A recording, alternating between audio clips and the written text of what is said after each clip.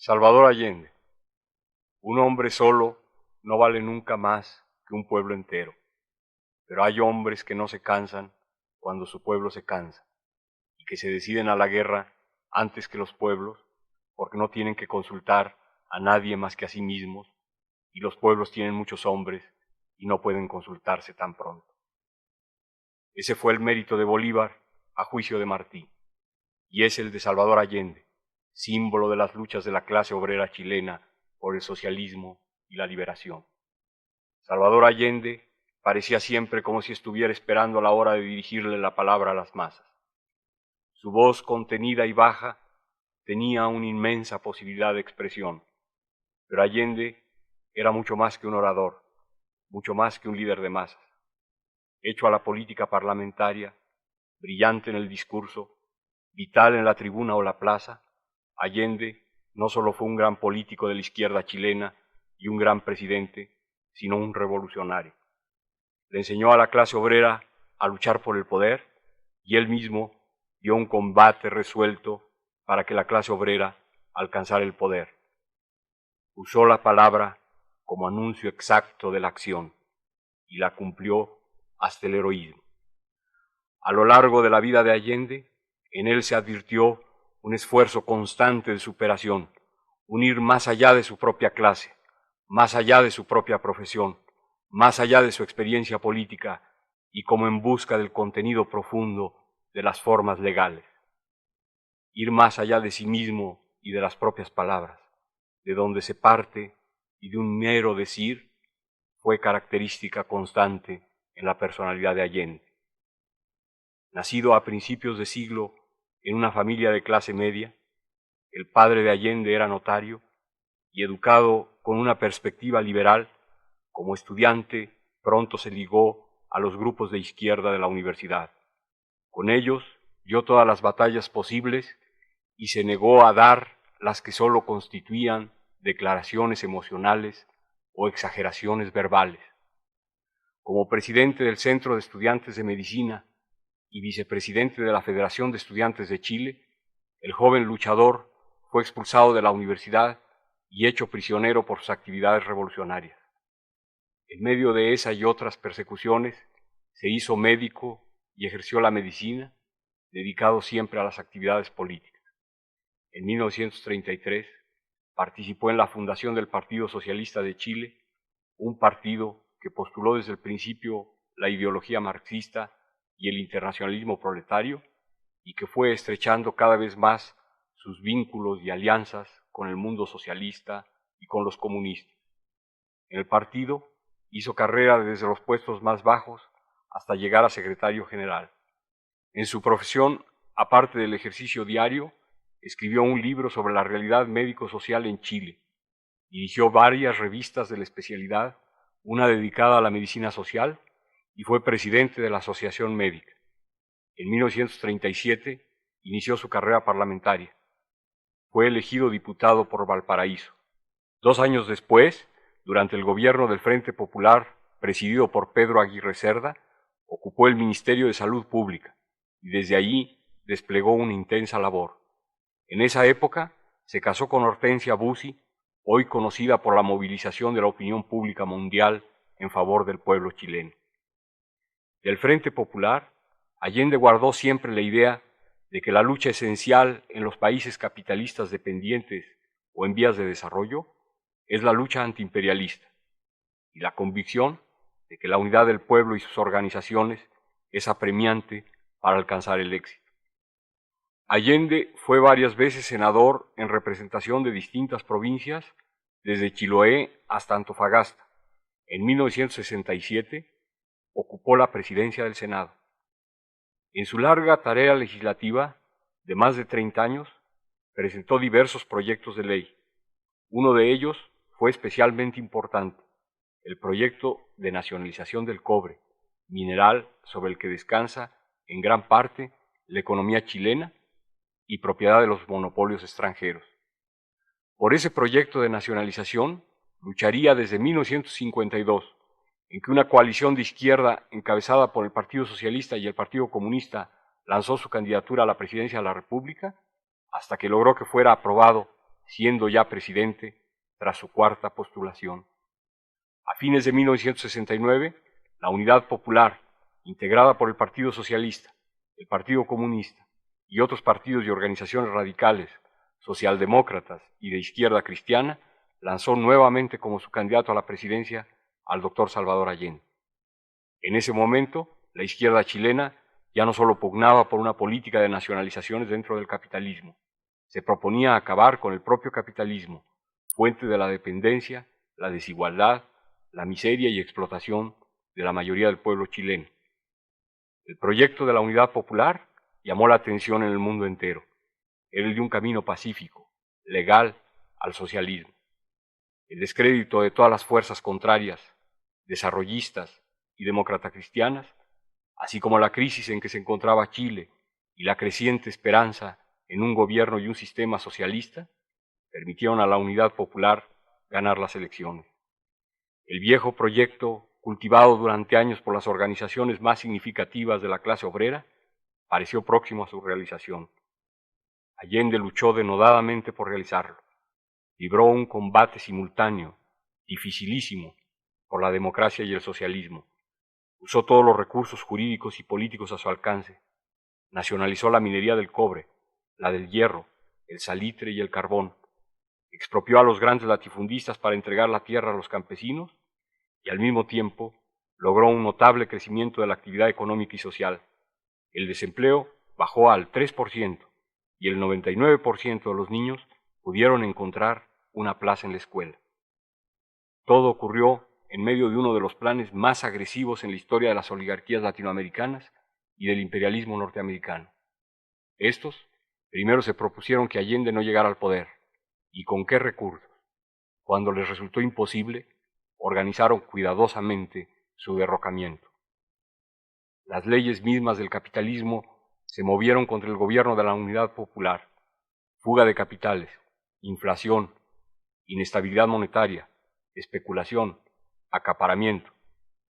Al nivel político, presiones, rumores, críticas de ruptura, de impugnación, de detracción, saboteo en aparatos de gobierno, desde el legislativo, pasando por los órganos del propio ejecutivo y los tribunales, hasta el ejército, muchos de cuyos jefes habían sido formados en las escuelas del imperio y forjados en la historia brutal del oligarca escondido en el mito.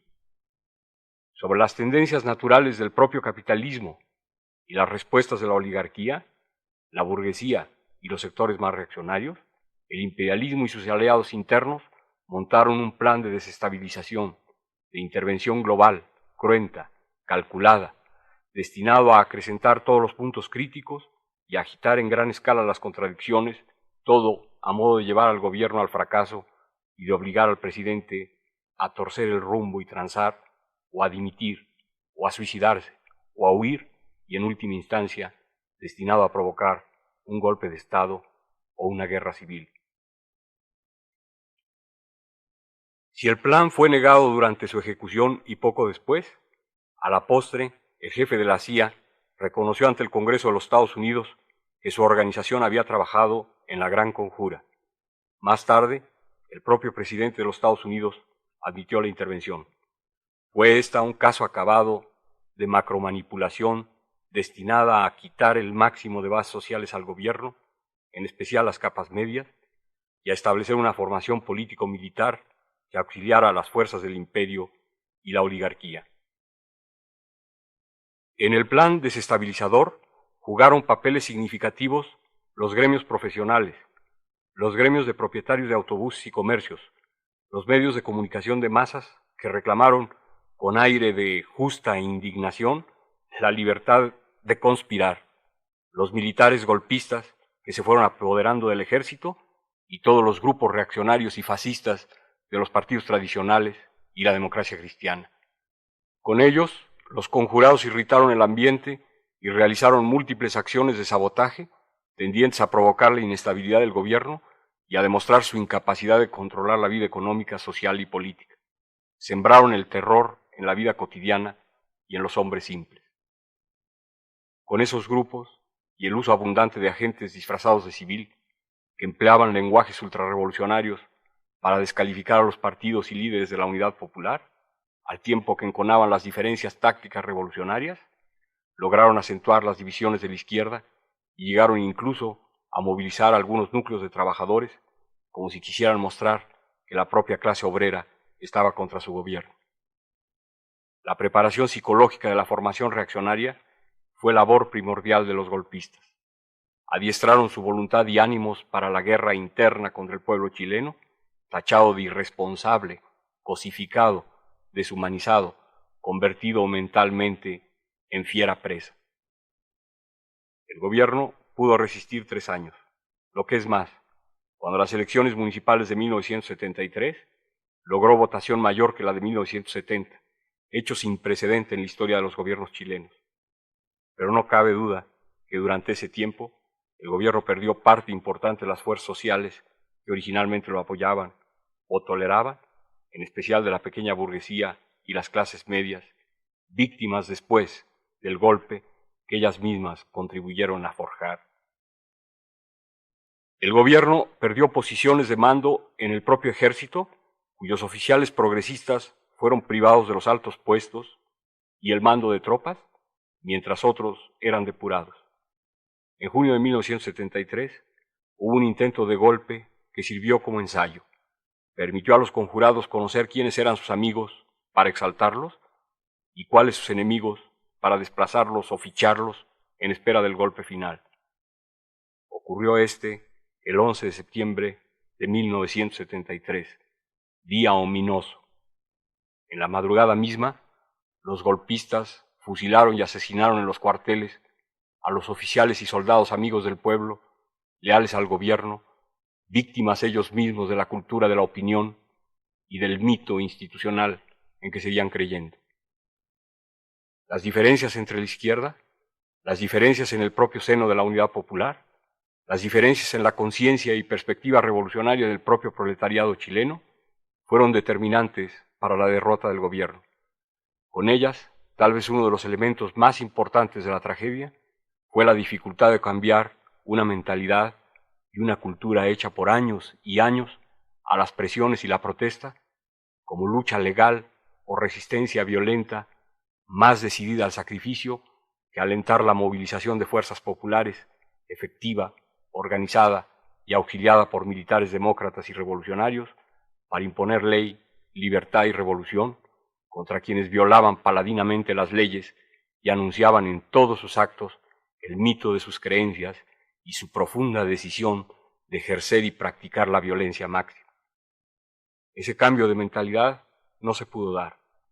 No fue posible tomar a tiempo las medidas que tarde se lamentaron. Ni el pueblo como conjunto de consultas propias, ni la inmensa mayoría de sus organizaciones pudieron aconsejarse y hacerse a defender la ley con la fuerza, menos a emplear la fuerza y las armas frente al proyecto proditorio de la oligarquía y el imperialismo. La necesidad pareció destino, el conocimiento inútil. Ya tarde, en algunos barrios populares, en algunos cordones industriales, los obreros resistieron, prefiriendo morir antes que darse por vencidos. El presidente Allende, de su lado, dio alto ejemplo de heroísmo. Asediado en el palacio de gobierno llamado La Moneda, prefirió morir con las armas en la mano antes que rendirse. Durante 7 horas luchó con un pequeño grupo de partidarios contra fuerzas infinitamente superiores, tanques, aviones, artillería de grueso calibre.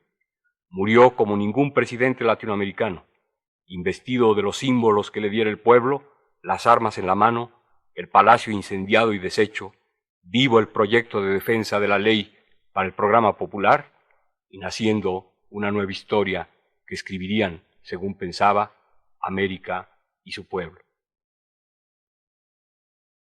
Allende había dicho que él sabría comportarse como un revolucionario. A la violencia contrarrevolucionaria, dijo, el pueblo chileno responderá con la violencia revolucionaria.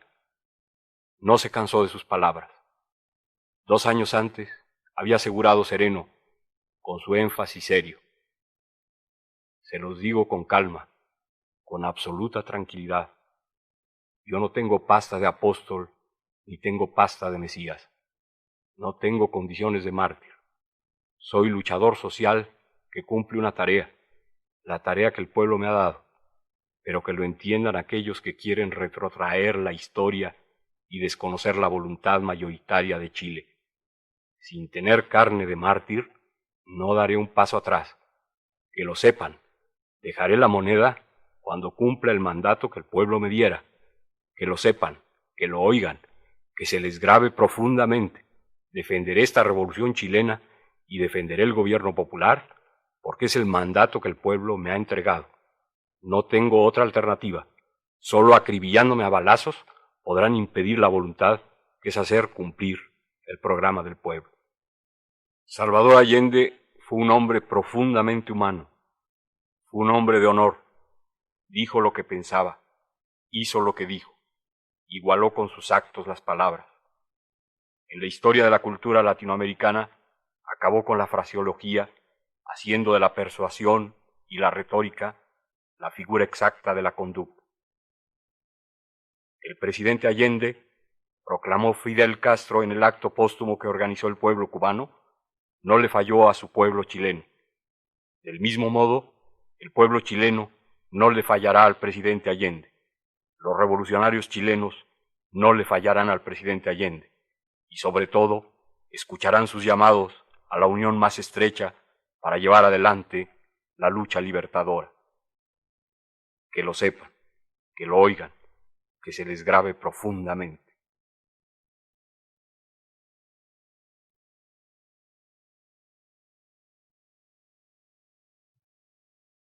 Qué difícil es para mí poder expresar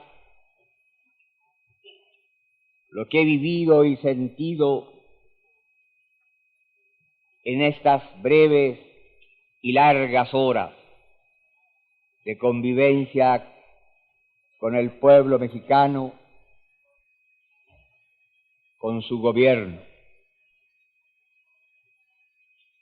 Cómo poder traducir lo que nosotros, integrantes de la delegación de nuestra patria, hemos recibido en generosa entrega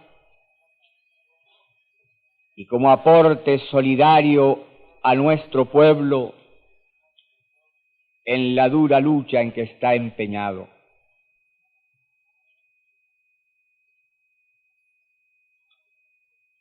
Yo más que otros sé perfectamente bien que esta actitud del pueblo de México nace de su propia historia. Y aquí se ha recordado ya cómo Chile estuvo presente junto a Juárez, el hombre de la independencia mexicana proyectada en ámbito continental,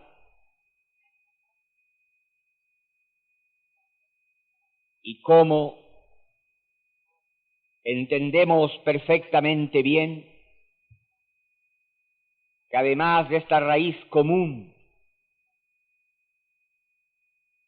que antes fuera frente a los conquistadores,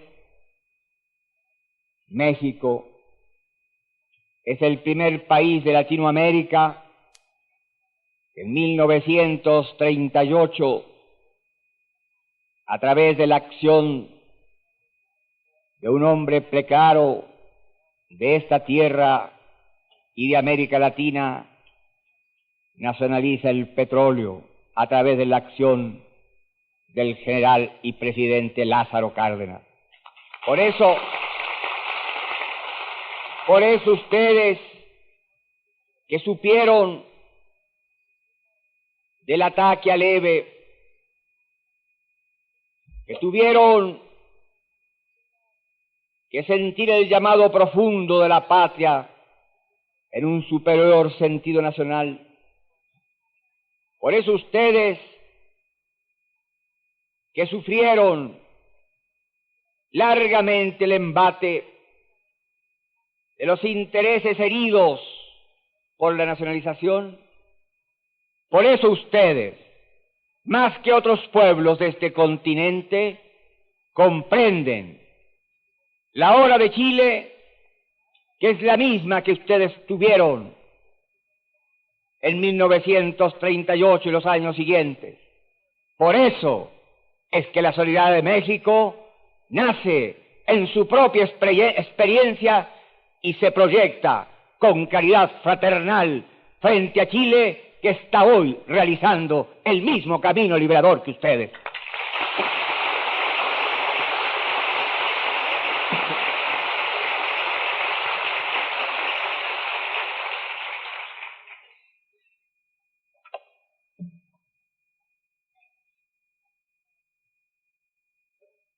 Quiero agradecer las palabras del ingeniero Ignacio Mora Luna a nombre de los profesores de la Universidad de Guadalajara, la del licenciado Enrique Romero González a nombre de las autoridades universitarias y la del compañero Guillermo Gómez Reyes, presidente de la Federación de Estudiantes de esta universidad.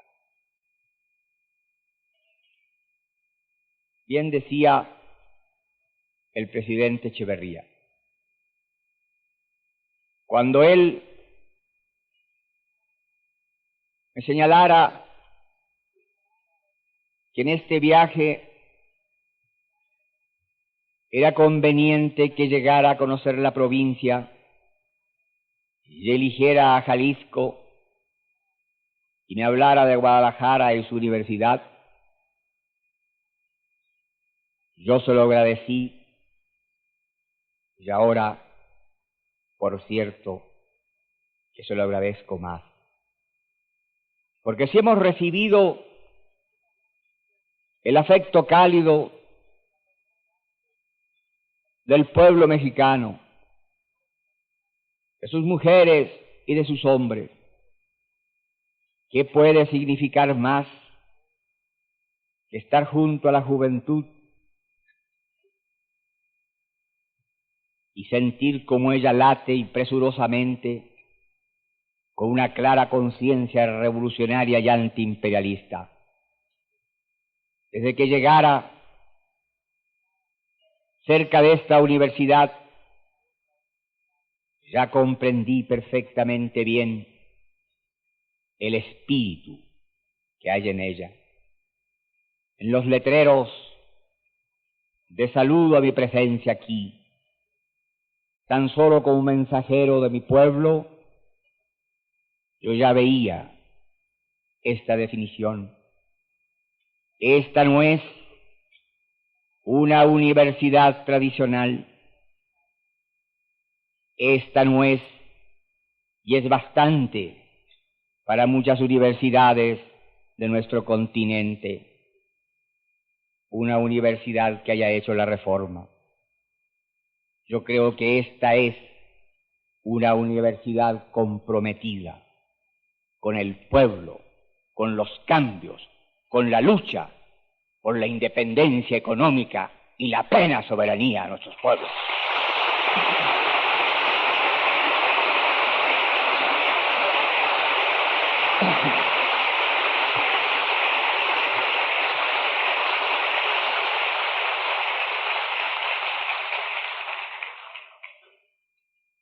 Y porque una vez fui universitario, hace largos años, por cierto, no me pregunten cuánto,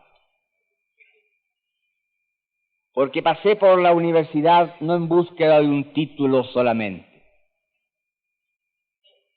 porque fui dirigente estudiantil y porque fui expulsado de la universidad. Puedo hablarle a los universitarios. Distancia de años, pero yo sé que ustedes saben que no hay querella de generaciones. Hay jóvenes viejos y viejos jóvenes, y en estos me ubico yo.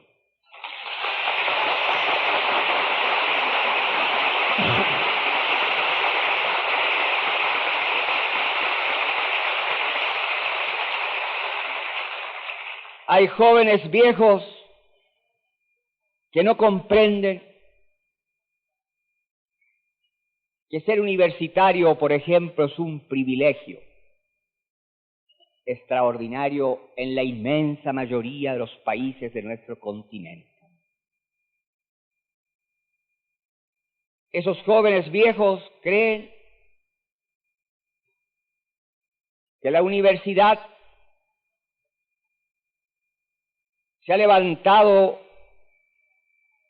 con una necesidad para preparar técnicos y que ellos deben estar satisfechos con adquirir un título profesional. Les da rango social y el arribismo social, caramba, que es dramáticamente peligroso, les da un instrumento que les permite ganarse la vida en condiciones de ingresos superiores a la mayoría del resto de los conciudadanos. Y estos jóvenes viejos, si son arquitectos, por ejemplo, no se preguntan cuántas viviendas faltan en nuestros países, y a veces ni en su propio país. Hay estudiantes que con un criterio estrictamente liberal hacen de su profesión el medio honesto para ganarse la vida, pero básicamente en función de sus propios intereses. Hay muchos médicos, y yo soy médico, que no comprenden o no quieren comprender que la salud se compra y que hay miles y miles y miles de hombres y mujeres en América Latina que no pueden comprar la salud, que no quieren entender, por ejemplo, que a mayor pobreza, mayor enfermedad, y a mayor enfermedad, mayor pobreza. Y que por lo tanto, si bien cumplen atendiendo al enfermo que demanda sus conocimientos sobre la base de los honorarios, no piensan en que hay miles de gentes que no pueden ir a sus consultorios y son pocos los que luchan porque se estructuren los organismos estatales para llevar la salud ampliamente al pueblo. De igual manera que hay maestros que no se inquietan que haya también cientos y miles de niños y de jóvenes que no pueden ingresar a las escuelas. Y el panorama de América es un panorama dramático en las cifras de su realidad dolorosa. Llevamos casi todos los pueblos nuestros más de un siglo y medio de independencia política. ¿Y cuáles son los datos que marcan nuestra dependencia y nuestra explotación? Siendo países potencialmente ricos, la inmensa mayoría somos pueblos pobres. En América Latina, continente de más de 220 millones de habitantes, hay 100 millones de analfabetos y semianalfabetos. En este continente hay más de 30 millones de cesantes absolutos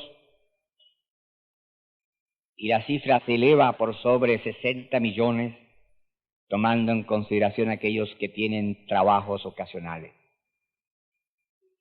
En nuestro continente el 53% de la población, según algunos, y según otros el 57%, se alimenta en condiciones por debajo de lo normal.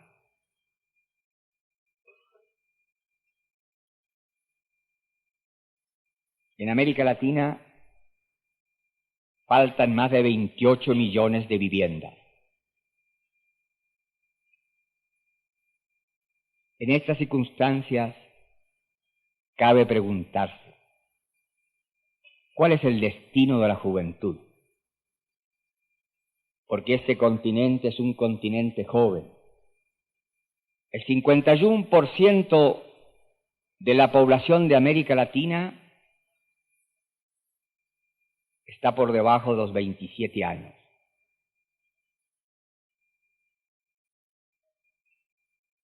Y yo puedo decir, y ojalá me equivoque,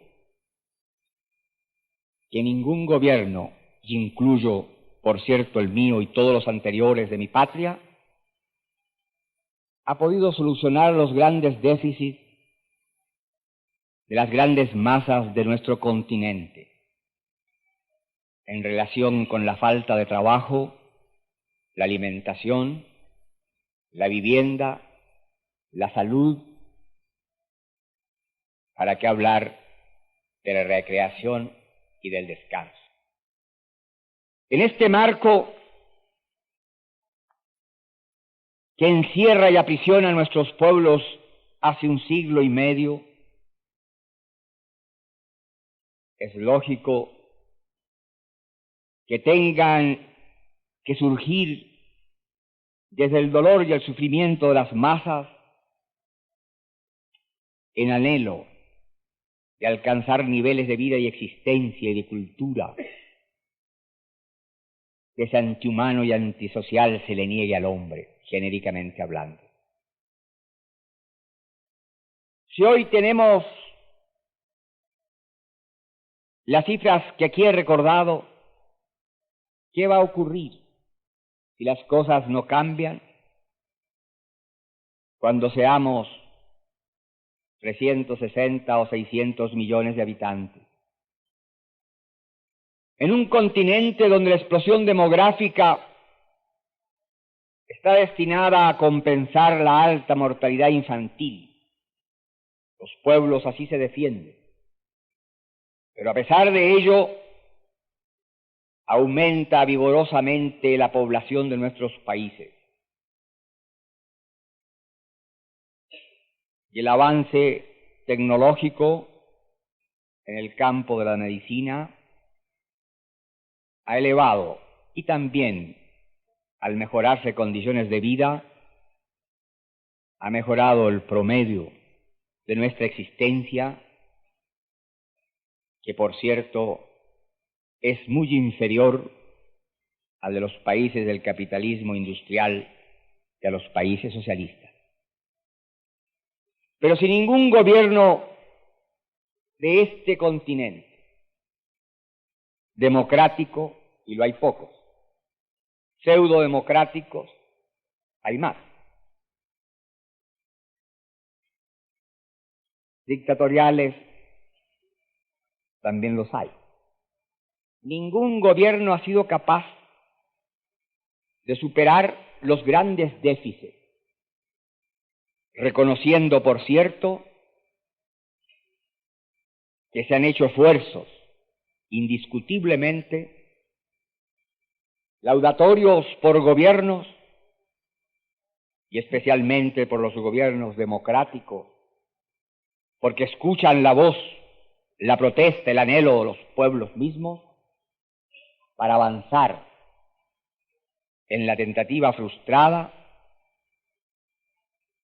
de hacer posible que estos déficits no sigan pesando sobre nuestra existencia. ¿Y por qué sucede esto? Porque somos países monoproductores en la inmensa mayoría. Somos los países del cacao, del banano, del café, del estaño, del petróleo o del cobre. Somos países productores de materias primas e importadores de artículos manufacturados. Vendemos barato y compramos caro. Nosotros, al comprar caro, estamos pagando el alto ingreso que tiene el técnico, el empleado y el obrero de los países industrializados. Además, en la inmensa mayoría de los casos, como las riquezas fundamentales están en manos del capital foráneo, se ignoran los mercados, no se interviene en los precios ni en los niveles de producción. La experiencia la hemos vivido nosotros en el cobre y ustedes en el petróleo. Somos países en donde el gran capital financiero busca y encuentra, por la complacencia culpable muchas veces de gentes que no quieren entender su deber patriótico, la posibilidad de obtenerla. Porque ¿qué es el imperialismo, compañeros jóvenes? Es la concentración del capital en los países industrializados que, alcanzando la fuerza del capital financiero, abandona las inversiones en las metrópolis económicas para hacerlo en nuestros países. Y por lo tanto, este capital que en su propia metrópoli tiene utilidades muy bajas, adquiere grandes utilidades en nuestras tierras, porque además muchas veces las negociaciones son entre las compañías que aquí trabajan y las compañías que son dueñas de estas y que están más allá de nuestras fronteras. Entonces somos países que no aprovechamos los excedentes de nuestra producción, y este continente ya conoce, no a través de los agitadores sociales con apellidos políticos como el que yo tengo de socialista, sino a través de las cifras de la CEPAL, organismo de las Naciones Unidas, que en la última década,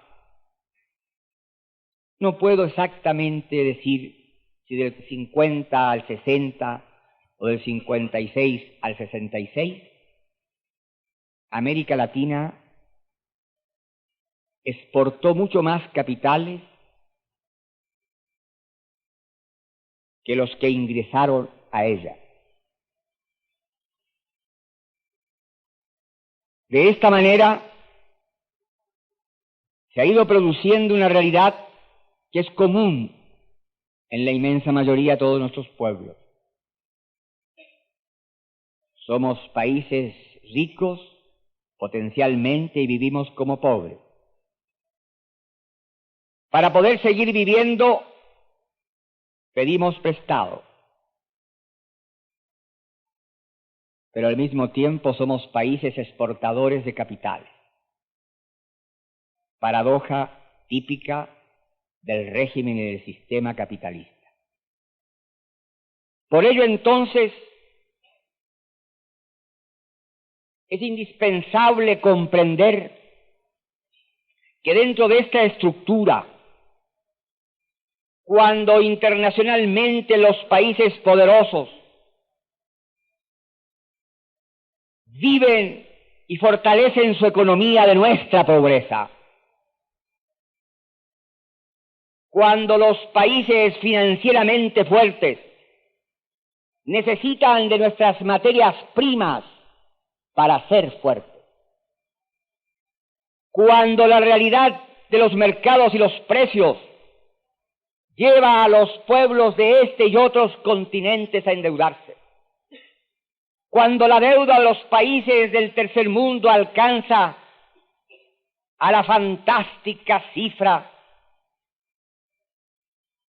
de 95.000 millones de dólares. Cuando mi país democrático, con muy sólidas instituciones, país que tiene un Congreso en funciones hace 160 años, país en donde las Fuerzas Armadas, igual que en México, son Fuerzas Armadas profesionales, respetuosas de la ley y la voluntad popular.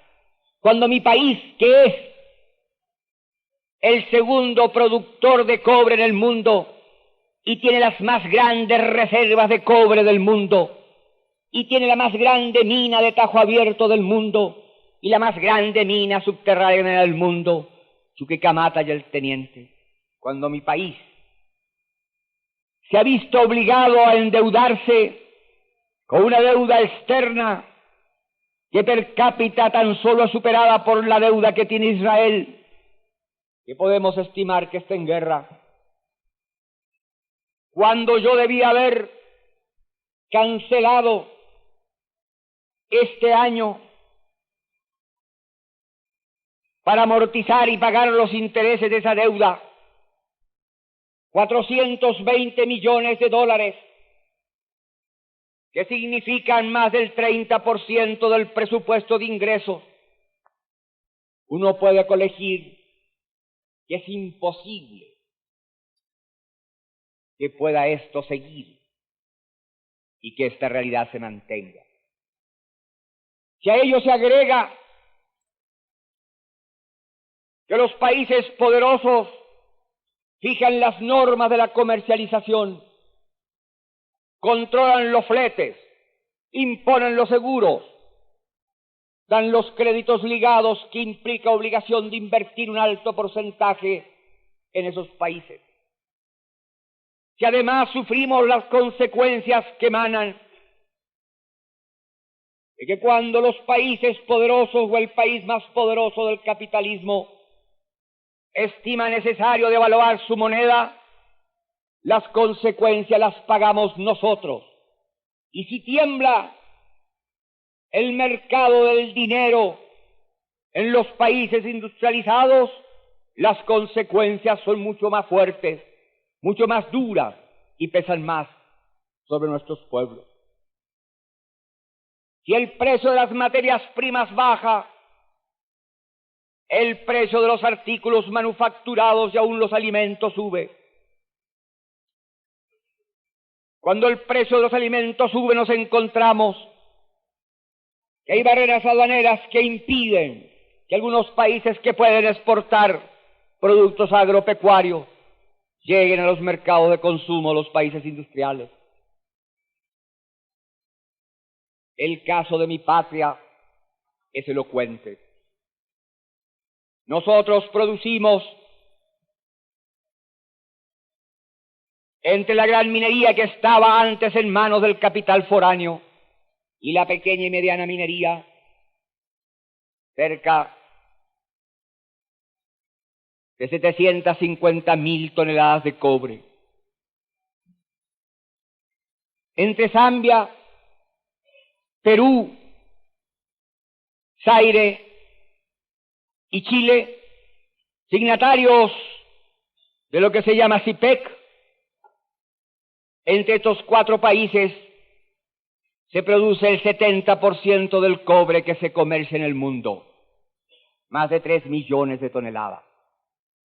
Pero el precio del cobre se fija en la Bolsa de Londres y se transan tan solo 200.000 toneladas. Y Chile, hace 3 años, por ejemplo, tuvo un promedio de precio de la libra de cobre año superior a los 62 centavos. Y cada centavo que sube o baje el precio de la libra de cobre significa 18 millones de dólares más o menos de ingreso para nuestro país. El año 71, el precio del cobre en el último año del gobierno del presidente Frei fue de 59. En el primer año del gobierno popular fue tan solo de 49. menos de 49. Este año seguramente no va a alcanzar más allá de un 47.4.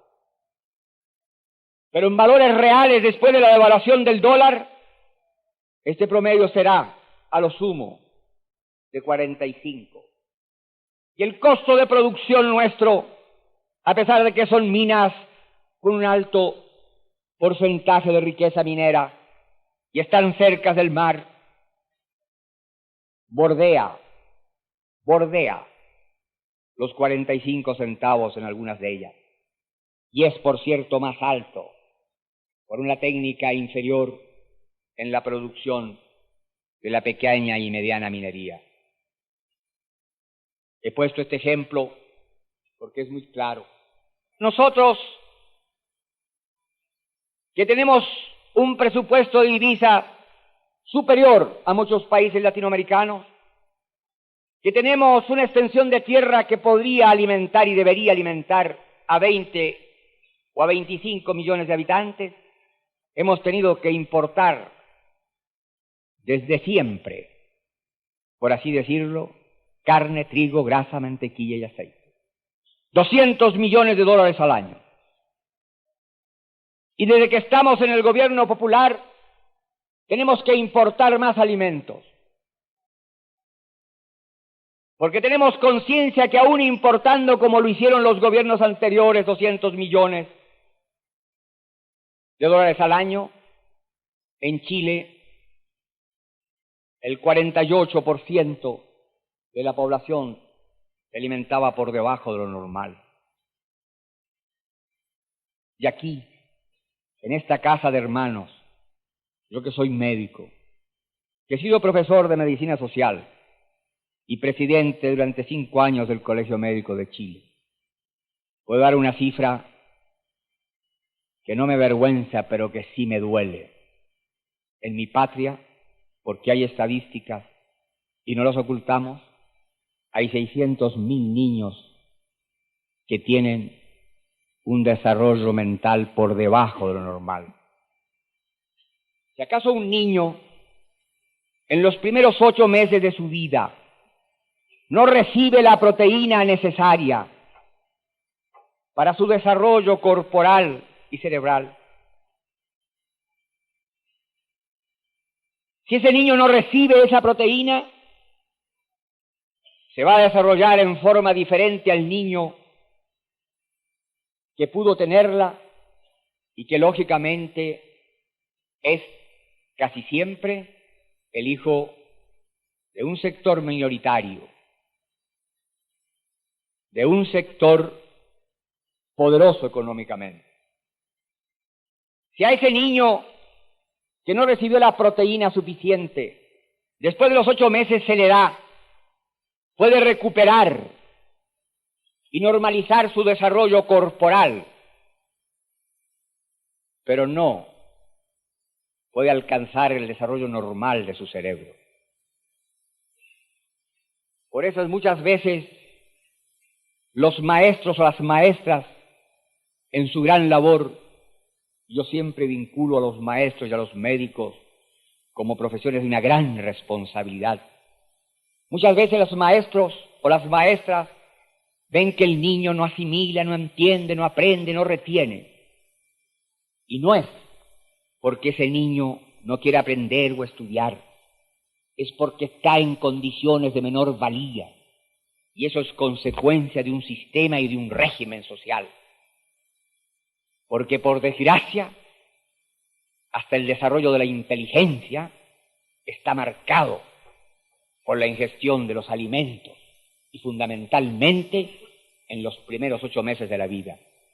¿Y cuántas son las madres proletarias que no pueden amamantar a sus hijos cuando nosotros los médicos sabemos que el mejor alimento es la leche de la madre?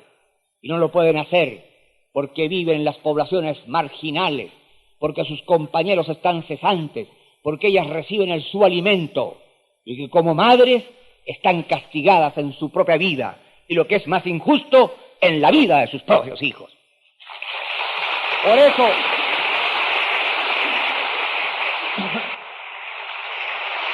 Claro.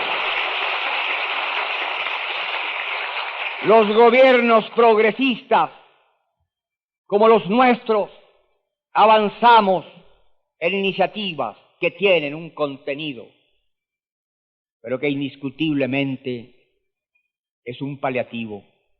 Por ejemplo, en mi país está la asignación familiar prenatal.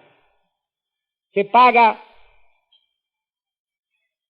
a la mujer que está esperando familia desde el tercer mes del embarazo, se hace real desde el quinto, donde puede comprobarse que efectivamente está esperando familia. Tiene un doble objetivo: que tenga un ingreso que se entrega a la madre para que pueda ella alimentarse mejor, y en la etapa final comprar algo para lo que podríamos llamar la mantilla, los pañales del niño. Y por otra parte, para recibir este estipendio, que es un sobresalario, requiere un control médico y por lo tanto obliga a la madre a ir a controlarse. Y en ese caso, si la madre está enferma y es tratada oportunamente, el hijo nace sano. Y además se le dan las más elementales nociones de puericultura.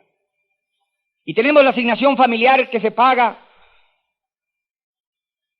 también desde que el niño nace hasta que termina de estudiar, si estudia.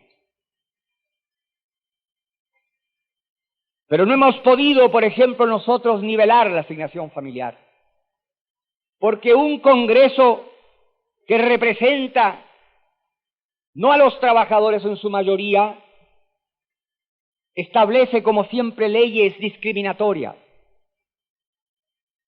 Y en mi patria había asignación familiar diferente para bancarios, para empleados públicos particulares, fuerzas armadas, obreros y campesinos. Nosotros levantamos la idea justa de una asignación familiar igual para todos, y eso con generosidad. Pero pensar que la asignación familiar sea más alta para los sectores que tienen más altos ingresos es una inconsecuencia y una brutal injusticia.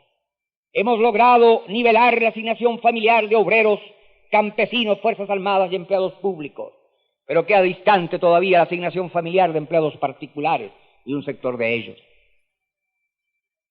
Es un avance, pero no basta.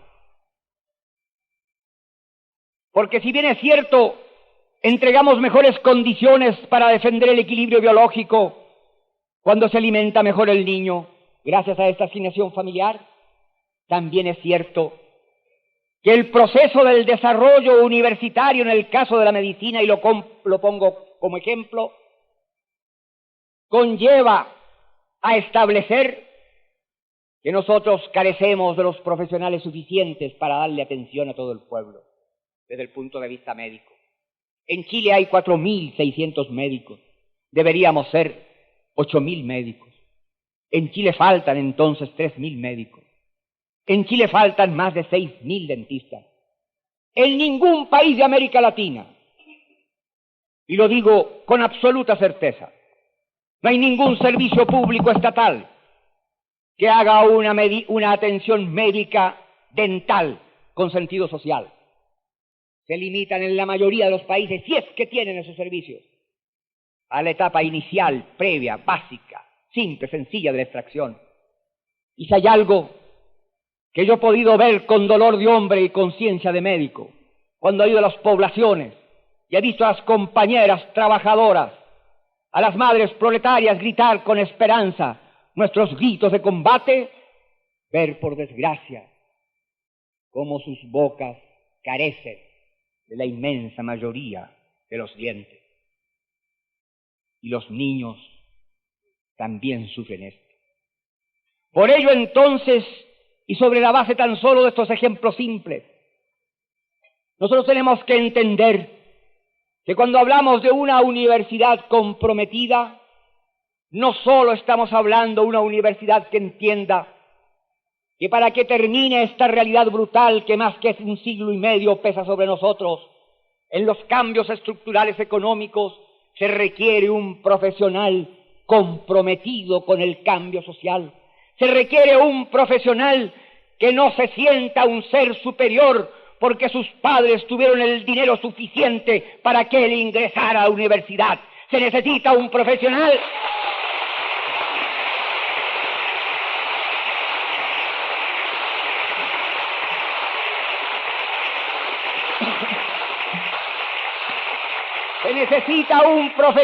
con conciencia social, que entienda que su lucha, si es arquitecto, es para que se construyan las casas necesarias que el pueblo necesita.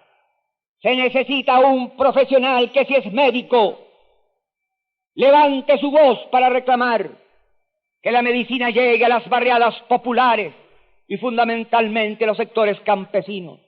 Se necesitan profesionales que no busquen engordar en los puestos públicos en las capitales de nuestras patrias. Profesionales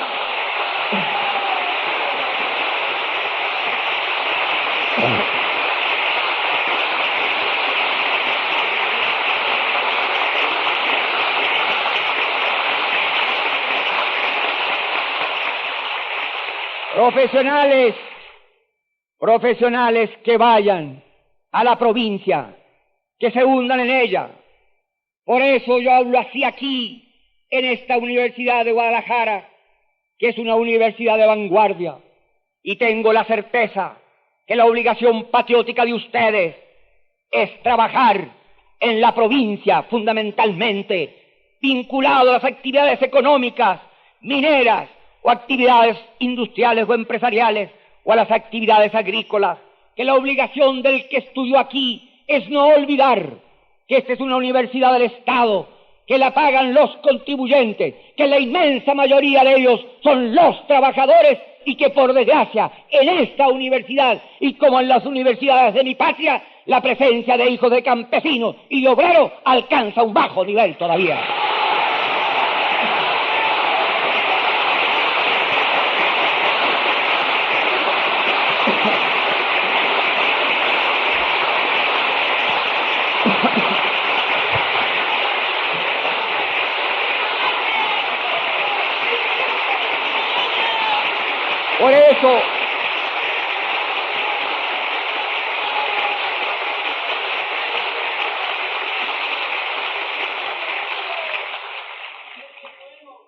Por eso ser joven en esta época implica una gran responsabilidad. Ser joven de México o de Chile, ser joven de América Latina. Sobre todo en este continente que, como he dicho, está marcado por un promedio que señala que somos un continente joven. Y la juventud tiene que asumir su responsabilidad histórica.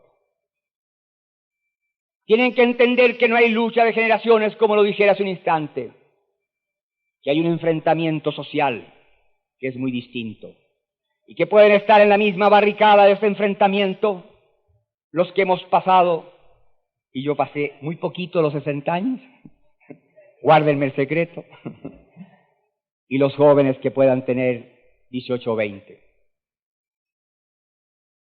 No hay querella de generación, y eso es importante que no lo olviden.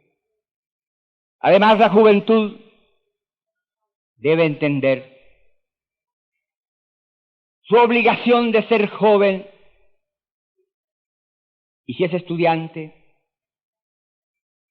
darse cuenta que hay otros jóvenes que, como él, tienen los mismos años, pero que no son estudiantes. Y si es universitario, con mayor razón mirar al joven campesino o al joven obrero y tener un lenguaje de juventud, no un lenguaje solo de estudiante universitario, para universitarios. Pero el que es estudiante tiene una obligación,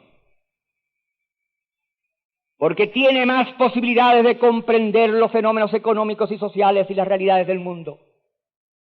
Tiene la obligación de ser un factor dinámico del proceso de cambio, pero sin perder los perfiles también de la realidad.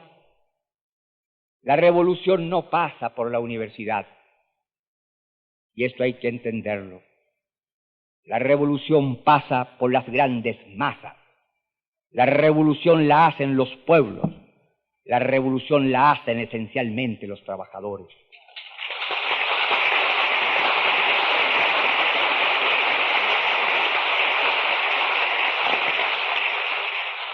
Y yo comparto el pensamiento que aquí se ha expresado, que el presidente Echeverría lo ha señalado muchas veces, y que yo también lo he dicho en mi patria. Allá luchamos por los cambios dentro de los marcos de la democracia burguesa, con dificultades mucho mayores,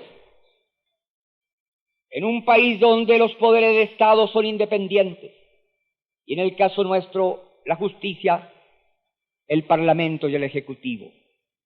Los trabajadores que me eligieron están en el gobierno. Nosotros controlamos una parte del Poder Ejecutivo. Somos una minoría en el Congreso. El Poder Judicial es autónomo y el Código Civil de mi patria tiene 100 años.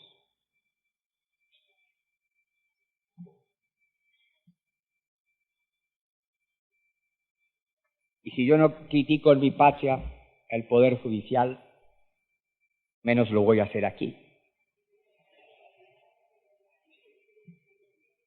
Pero indiscutiblemente hay que pensar que esas leyes representaban otra época y otra realidad. No fueron leyes hechas por los trabajadores que estamos en el gobierno.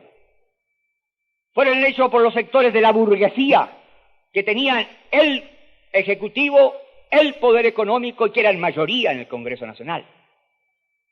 Sin embargo, la realidad de Chile, su historia, su idiosincrasia, sus características, la fortaleza de su institucionalidad, nos llevó a los dirigentes políticos a entender que en Chile no teníamos otro camino, el camino de la lucha electoral. Y ganamos por ese camino, que muchos no compartían, y fundamentalmente como consecuencia del pensamiento generado en este continente después de la Revolución Cubana y con la asimilación un poco equivocada de la divulgación de tácticas en función de la interpretación que hacen los que escriben sobre ellas. Nos hemos encontrado que en muchas partes, y ahora se ha dejado un poco la idea, del foquismo, de la lucha guerrillera o del ejército popular. Yo tengo una experiencia que vale mucho. Yo soy amigo de Cuba. Soy amigo hace 10 años de Fidel Castro.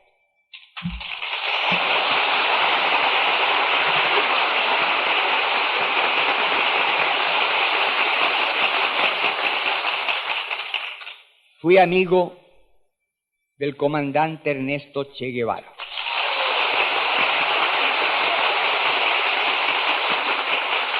Me regaló el segundo tomo de su libro Guerra de Guerrillas. El primero se lo dio a Fidel. Yo estaba en Cuba cuando salió. Y en la dedicatoria que me puso, dice lo siguiente: a Salvador Allende, que por otros medios trata de obtener lo mismo. Si el comandante Guevara firmaba una dedicatoria de esta manera, es porque era un hombre de espíritu amplio que comprendía que cada pueblo tiene su propia realidad, que no hay receta para hacer revoluciones.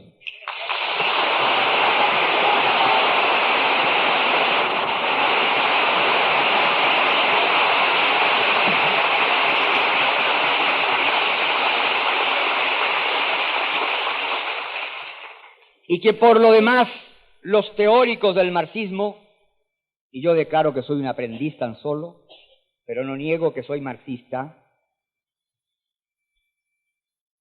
también trazan con claridad los caminos que pueden recorrerse frente a lo que es cada sociedad, cada país.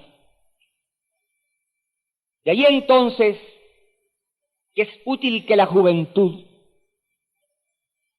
y sobre todo la juventud universitaria, que no puede pasar por la universidad al margen de los problemas de su pueblo, entienda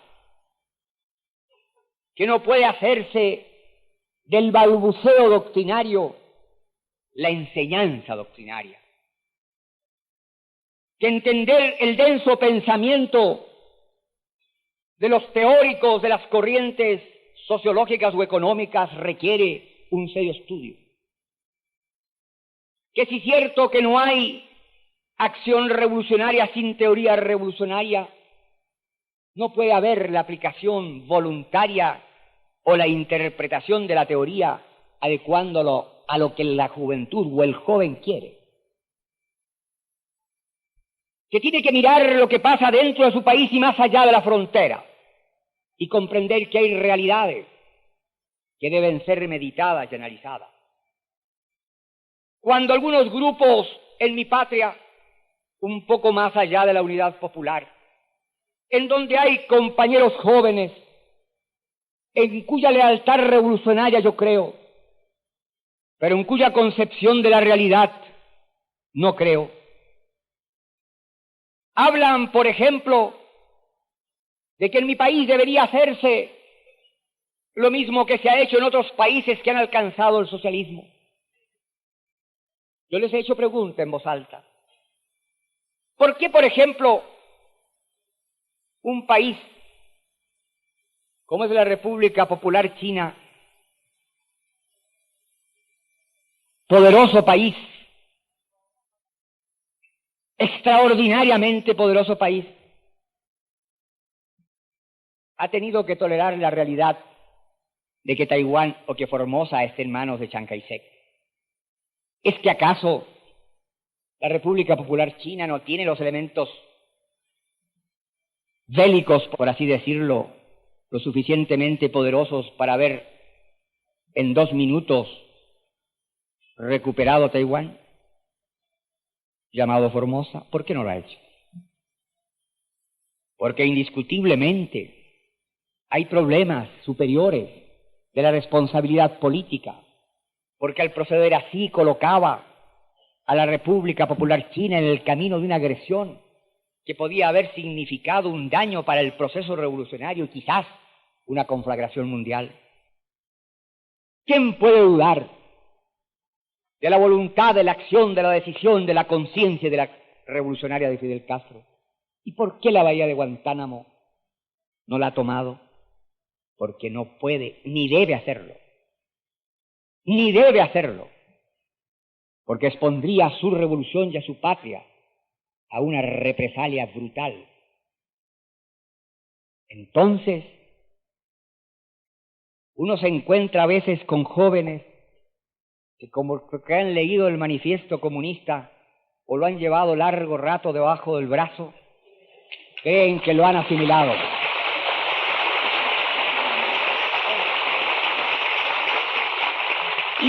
Y dictan cátedra y exigen actitudes y critican a hombres que por lo menos tienen consecuencia en su vida. Y ser joven y no ser revolucionario es una contradicción hasta biológica. Pero ir avanzando en los caminos de la vida y mantenerse como revolucionario en una sociedad burguesa es difícil. Un ejemplo personal. Yo era un orador universitario de un grupo que se llamaba Avance. Era el grupo más vigoroso de la izquierda. Un día se propuso que se firmara por el grupo Avance un manifiesto, estoy hablando del año 31, para crear en Chile los soviets de obreros, campesinos, soldados y estudiantes.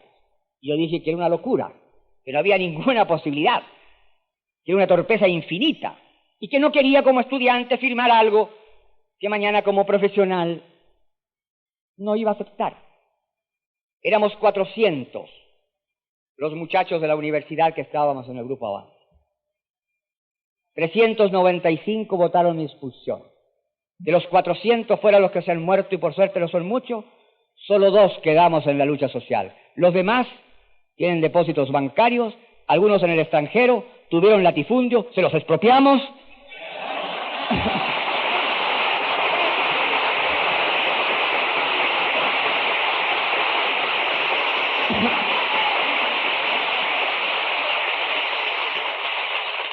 Tenían acciones en los bancos, también se los nacionalizamos. Y los monopolios les pasó lo mismo, pero en el hecho 2 hemos quedado. Y a mí me echaron por reaccionario, pero los trabajadores de mi patria me llaman el compañero presidente.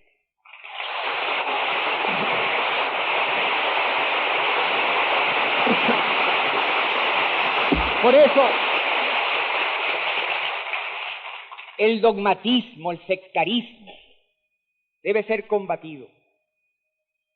La lucha ideológica debe llevarse a niveles superiores, y eso sí que es importante. El diálogo, la discusión, pero la discusión para esclarecer, no para imponer determinadas posiciones. Y además, el estudiante universitario que tiene una postura doctrinaria y política tiene fundamentalmente que no olvidarse que precisamente la revolución necesita a los técnicos y los profesionales. Ya Lenin lo dijo. Yo he aumentado la cifra para impactar más en mi patria. Lenin dijo que un profesional, un técnico, valía por 10 comunistas. Yo digo que por 50. Y por 80 socialistas. Yo soy socialista.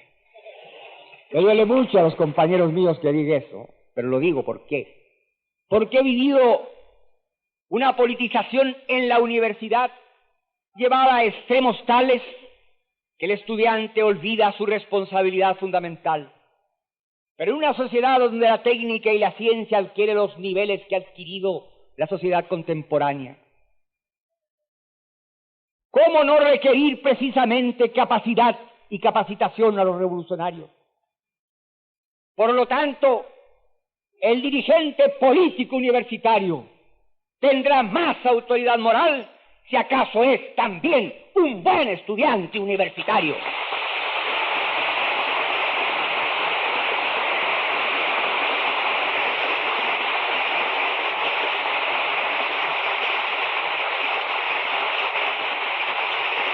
Yo no le he aceptado jamás a un compañero joven que justifique su fracaso porque tiene que hacer trabajos políticos.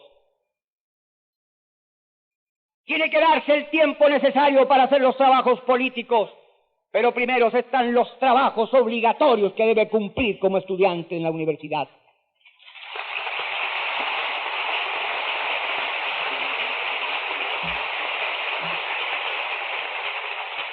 Ser agitador universitario y mal estudiante es fácil.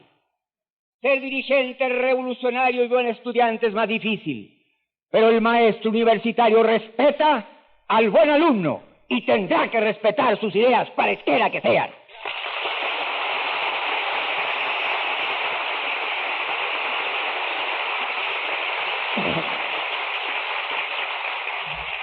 Por eso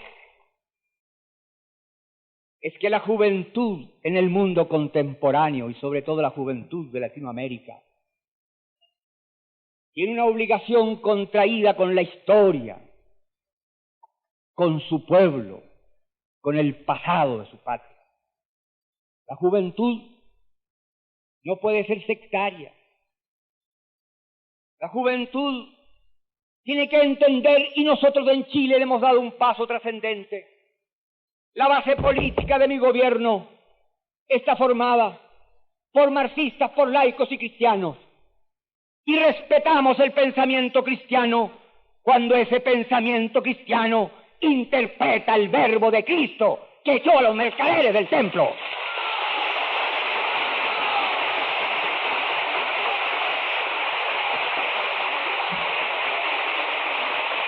Claro.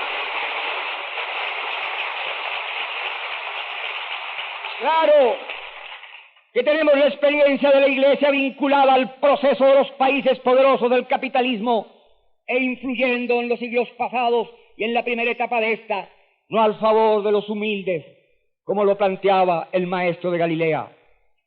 Pero si los tiempos han cambiado y la conciencia cristiana está marcando la consecuencia con el pensamiento honesto en la acción honesta, los marxistas podemos coincidir en etapas programáticas como pueden hacerlo los laicos.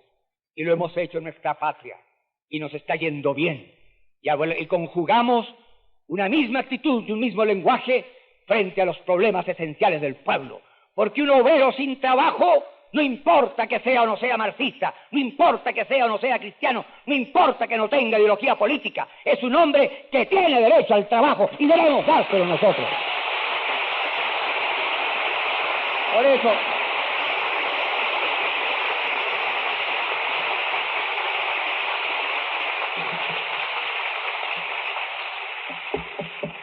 el sectarismo, el dogmatismo, el burocratismo que congela las revoluciones.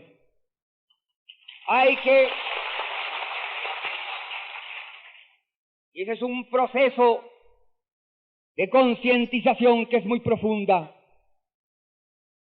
y que debe comenzar con la juventud. Pero la juventud está frente a problemas que no son solo económicos, son problemas que lamentablemente se manifiestan con mayor violencia destructiva en el mundo contemporáneo. El escapismo, el droguismo, el alcoholismo. ¿Cuántos son los jóvenes de nuestros jóvenes países que han caído en la marihuana,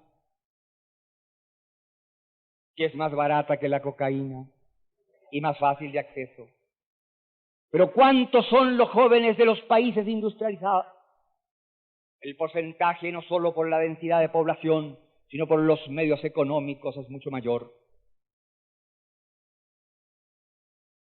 ¿Qué es esto? ¿Qué significa?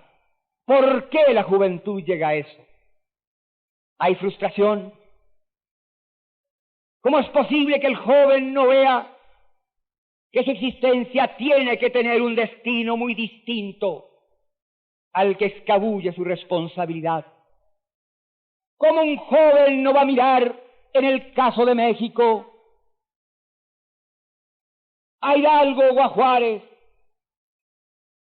a Zapata o a Villa, o a Lázaro Cárdenas? ¿Cómo no entender que esos hombres fueron jóvenes también, pero que hicieron de sus vidas un combate constante y una lucha permanente? Como la juventud que sabe que su propio porvenir está cercado por la realidad económica que marca los países dependientes. Porque si hay algo que debe preocuparnos también a los gobernantes, es no seguir entregando cesantes ilustrados a nuestra sociedad. ¿Cuántos son los miles de jóvenes que egresados de los politécnicos o las universidades no encuentran trabajo? Yo leí hace poco un estudio de un organismo internacional importante que señalaba que para América Latina, en el final de esta década, se necesitaban, me parece, que cerca de 6 millones de nuevas ocupaciones en un continente donde la cesantía marca los niveles que yo les he dicho.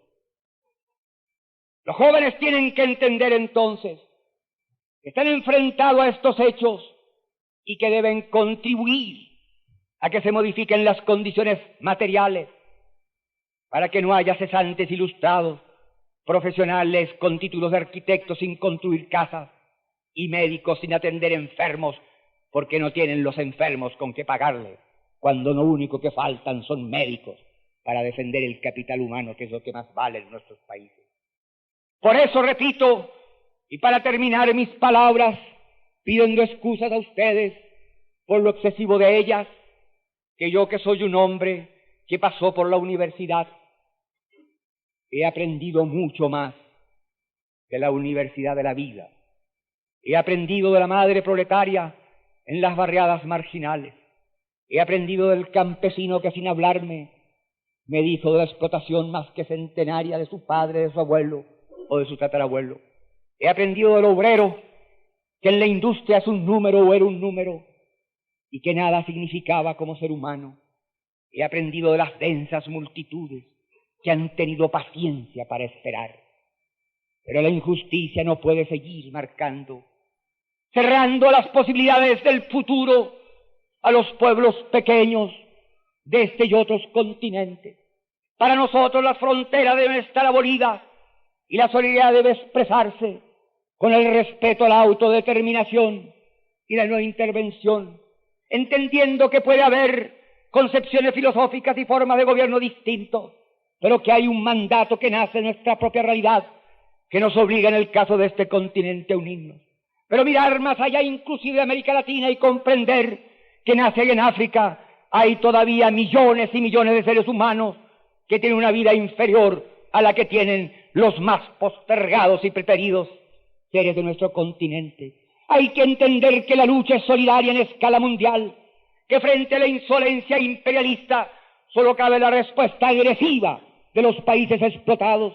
Ha llegado el instante de darse cuenta cabalmente que los que caen luchando en otras partes por hacer de sus patrias países independientes, como ocurre en Vietnam, caen por nosotros con su ejemplo heroico. Por eso,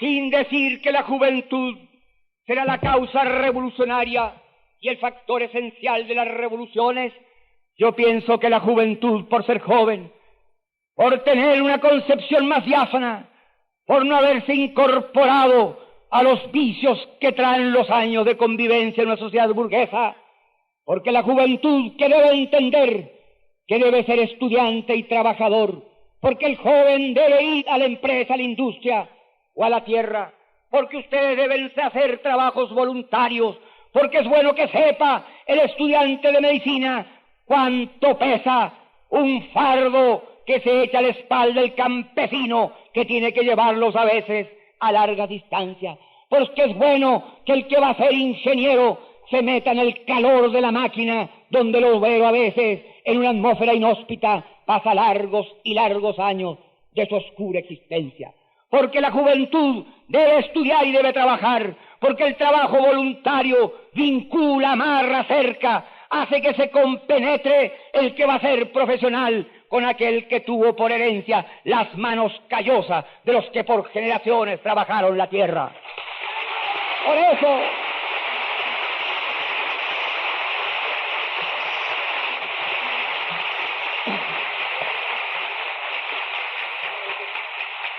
gracias, presidente y amigo, por haberme dado la oportunidad de fortalecer mis propias convicciones y la fe en la juventud frente a la actitud de ustedes. Gracias por comprender el drama de mi patria, que es, como dijera Pablo Neruda, un Vietnam silencioso. No hay tropas de ocupación, ni poderosos aviones nublan los cielos limpios de mi tierra, pero estamos bloqueados económicamente, pero no tenemos crédito, pero no podemos comprar repuestos, pero no tenemos cómo comprar alimentos y nos faltan medicamentos. Y para derrotar a los que así proceden, solo cabe que los pueblos entiendan quiénes son sus amigos y quiénes son sus enemigos. Y yo sé, por lo que he vivido, que México ha sido y será, y gracias por ello, amigo de mi patria.